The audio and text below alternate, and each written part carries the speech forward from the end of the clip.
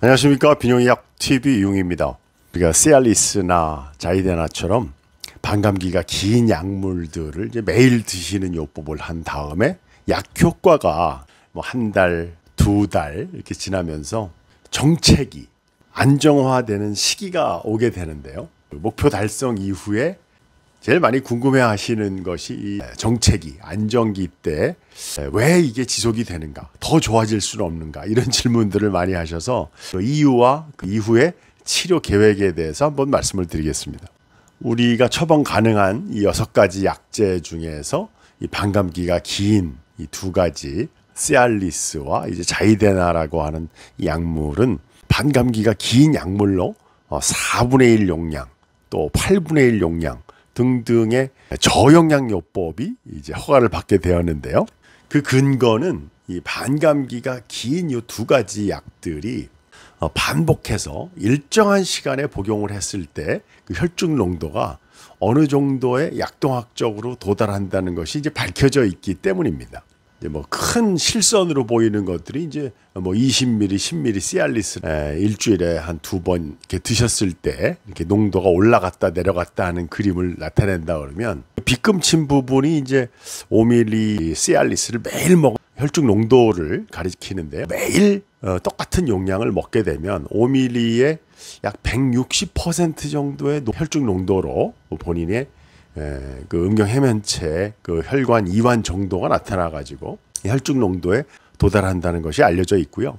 매일 일정한 시간에 복용함으로써 효과가 나타나지 않는 농도까지 떨어지지 않는 것도 약동학적으로 그래프에서 이제 볼 수가 있는 거죠. 그러니까 매일 먹는 치료제의 이제 장점이 이렇게 유지가 된다 그러면 빨간 화살표처럼 계속 증상이 뭐 무제한 올라가는 게 아니라 어느 정도 정책이 이제 안정화되는데요. 발기부전 치료제 매일요법뿐만 아니라 전립선 배뇨장애 약물의 치료 효과에서도 환자들이 이제는 처음에는 좋았는데 어느 정도 이상은 뭐 더 좋아지지 않는다. 정체기 안정기에 이제 도달을 하게 되는데요. 도달하는 그 점선을 제가 표시를 해놓은 그 목표의 이상이 달성이 되면 치료 기대치에 어디까지에 도달해서 유지가 되느냐가 중요한 겁니다. 만약에 이게 치료 목표를 세운 5, 60%밖에 도달이 안 됐다 그러면은 1, 2개월 후에 반드시 이제 증량을 하는 조정 작업이 필요한 거고요. 다른 병용 약물을 통해서 좀 더 효과적으로 약효를 기대할 수 있도록 해야 되는 거고, 만약에 이제 목표가 초과 달성되어서 정책이 안정기에 도달이 됐다고 하면 그 용량을 줄여가거나 점차 줄여가서 나중에 끊는 기간을 좀 둘 수 있는 치료 목표에 달성하는 거죠.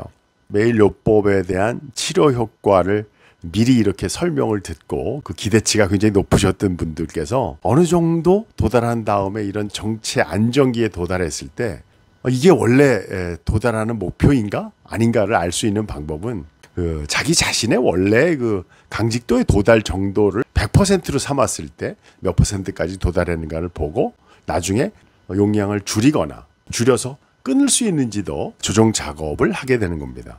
매일 요법의 용량이 이렇게 다양하고 2차 약제, 이제 3차 치료 방법이 존재하는 것도 처음서부터 이해를 하고 드시면 용량 조절을 통해서 목표 설정을 다시 할 수 있다는 말씀을 드렸습니다. 젊은 그룹에서는 뭐 2, 3개월 이내, 중년 이후에서는 5, 6개월 정도의 그 약효를 약물의 용량 조절 2단계, 3단계 치료 방침을 추가하는 단계를 거치게 되는 것입니다. 비뇨의학 TV 이용이었습니다.